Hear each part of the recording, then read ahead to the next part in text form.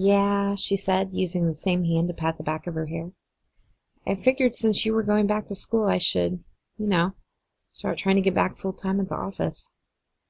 I pulled myself to a sitting position. My head felt sort of flat in the back from lying down so long, and my leg twinged a little. I absently rubbed the dent in my thigh under the sheets. My first day back? She stumbled over to me, high-stepping over a pile of dirty laundry in her camel-colored high heels. Well, yeah.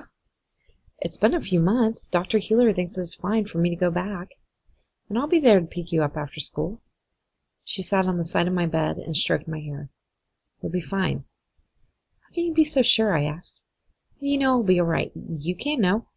I wasn't okay last May, and you didn't know that. I pulled myself out of bed. My chest felt tight, and I wasn't sure I wasn't going to cry. She sat, gripping the cordless in front of her. I just know, Valerie. That day won't ever happen again, honey. He's gone. Now try not to get all upset. Too late. I was already upset.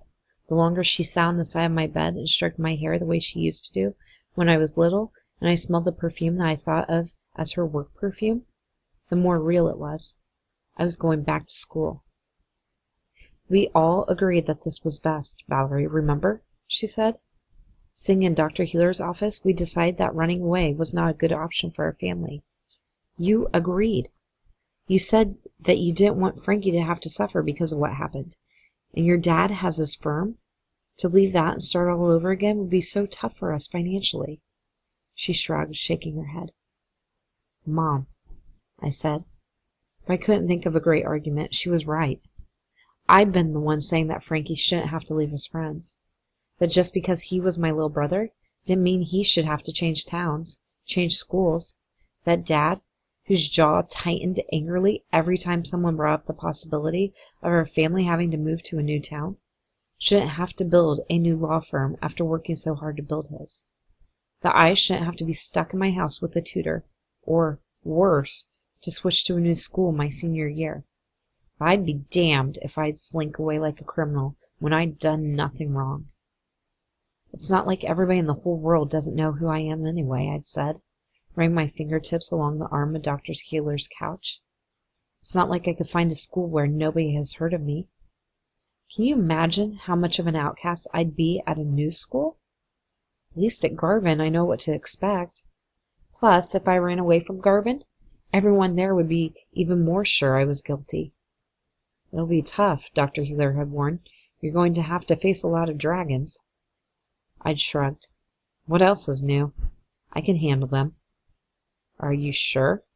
Dr. Healer had asked, his eyes narrowed at me skeptically. I nodded. It's not fair that I should have to leave. I can do this.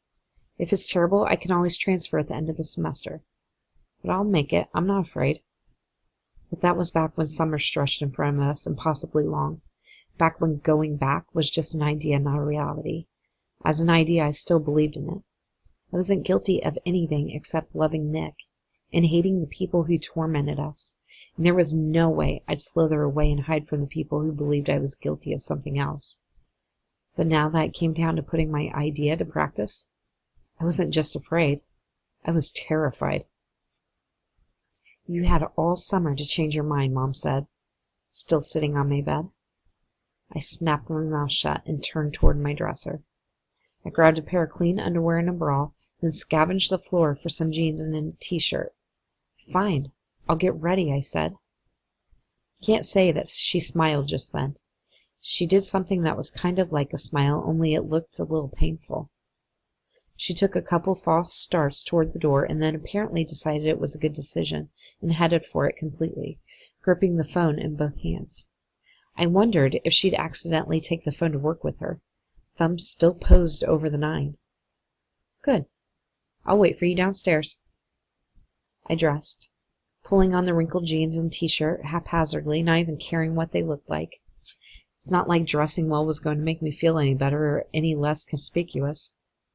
I hobbled into the bathroom and ran a brush through my hair, which hadn't been washed in about 4 days. I didn't bother with makeup either. Didn't really even know where it was. It's not like I'd been to a lot of cotillions over the summer. For most of that time, I couldn't even walk. I slipped on a pair of canvas shoes and grabbed my backpack and a new one that Mom had bought a few days ago and that had sat empty in the very place she'd left it until she finally came in and stuffed it with supplies herself. The old backpack? The bloody one? Well, that probably ended up in the garbage along with Nick's Flogging Molly t-shirt, which she'd found in my closet and thrown away while I was stuck in the hospital. I cried and called her a bitch when I got home and saw that the shirt was missing. She totally didn't get it. That shirt didn't belong to Nick the murderer. It belonged to Nick, the guy who surprised me with Flogging Molly tickets when they came to the closer. Nick, the guy who let me climb up on his shoulders while they sang Factory Girls. Nick, the guy who had the idea that we would pool our money to buy one t-shirt and share it. Nick, the guy who wore the shirt home and then took it off and gave it to me and then never asked for it back. She claimed that throwing the shirt away was advice from Dr. Healer, too. I didn't believe it. Sometimes I had a feeling she just blamed all her ideas on him, so I'd roll with it. Dr. Healer would understand that Nick the murderer didn't own that shirt. I didn't even know who Nick the murderer was. Dr. Healer understood that. All dressed, I was struck with a sensation of being too nervous to go through with it. My legs felt almost too weak to take me out the door, and a light coating of sweat covered the back of my neck. I couldn't go. I couldn't face those people, those places. It just wasn't strong enough. With shaky hands, I fumbled my cell phone out of my pocket and dialed Dr. Healer's cell phone number. He answered on the first ring. "Sorry to bother you," I said, sinking down onto my bed. "No, I told you to call. Remember? I was waiting for it." "I don't think I can do this," I said. "I'm not ready. I don't think I'll ever be ready. I think it was a bad idea to—" "Val, stop," he interrupted. "You can do this. You're ready. We've talked this through. It's going to be tough, but you can handle it. You've handled a lot worse over the past several months, right? You're very strong." Tears sprang to my eyes, and I wiped them off with my thumb. "Just concentrate on being in the moment," he said. "Don't read into things. See what's really there, okay? When you get home this afternoon, call me. I'll have Stephanie patch you through even if I'm in session, okay?" "Okay. And if you need to talk during the day?" "I know. I can call. And remember what we said. Even if you make it through only half the day, it's already a victory, right? Mom's going back to work, full day." "That's because she believes in you. But she'll come home if you need her. My prediction is you won't, though. And you know I'm always right." There was a smile in his voice. I chuckled, sniffed, wiped my eyes again. "Right. Whatever. I've got to go. You're going to do great." "I hope so." "I know so. And remember what we said.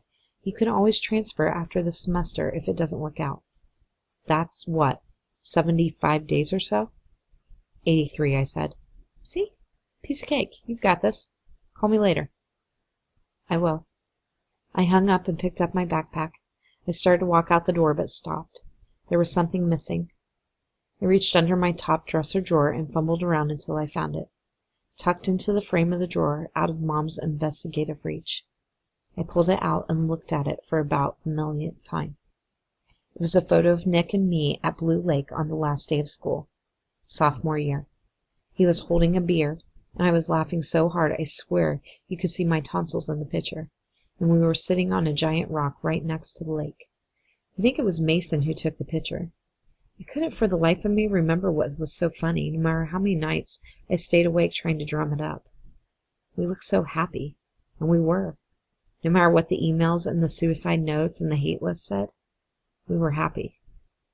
I touched the laughing still shot of Nick's face with my finger. I could still hear his voice loud and clear, still hear him asking me out in his serious Nick way, at once bold and angry and romantic and shy. "Val," he had said, pulling himself off the rock and bending to pick up his beer bottle. He picked up a flat rock with his free hand and took a few steps forward and skipped it across the lake. It skipped once, twice, 3 times before it dove into the water and stayed. Stacy laughed from somewhere nearby in the woods. Deuce laughed just after her. was getting on to nightfall, and a frog started croaking somewhere to my left. Do you ever think about just leaving it all behind? I pulled my heels up against the rock and grabbed my knees. I thought about Mom and Dad's fight the night before, about Mom's voice drifting up the stairs from the living room, the words unclear but the tone venomous. About Dad leaving the house around midnight, the door shutting softly behind him. You mean like run away? Definitely. Nick was silent for a long time. He picked up another rock and slung it across the lake. It skipped twice and fell. Sure, he said. Or, like driving off a cliff and never looking back. I stared at the setting sun and thought about it. Yeah, I said, everybody does. Totally Thelma and Louise. He turned and kind of laughed, then swigged the last of his beer and dropped the bottle to the ground. Never saw it, he said. Then, remember when we read Romeo and Juliet in freshman English last year? Yeah. He leaned over me. You think we could be like them? I crinkled my nose. I don't know. I guess, sure. He turned again and stared out into the lake. Yeah, we could. We really could. We think alike. I stood up and brushed the backs of my thighs, which felt dimply from the texture of the rock we'd been staying on. Are you asking me out? He turned, lurched toward me, and grabbed me around the waist. He picked me up until my feet were dangling above the ground and I couldn't help it. I let out a squeal that turned into a giggle. He kissed me and my body felt so electric up against his, even my toes tingled. It seemed like forever that I'd been waiting for him to do this. Would you say no if I did? He asked. Hell no, Romeo, I said. I kissed him back. Then I guess I am Juliet, he'd said. And I swear, as I touched his face in the photo, I could hear it again. Could feel him in the room with me, even though in May he became a monster in the eyes of the world. In my eyes, he was still that guy holding me above the ground, kissing me and calling me Juliet. I stuffed the photo into my back pocket. 83 and counting, I said aloud, taking a deep breath and heading downstairs.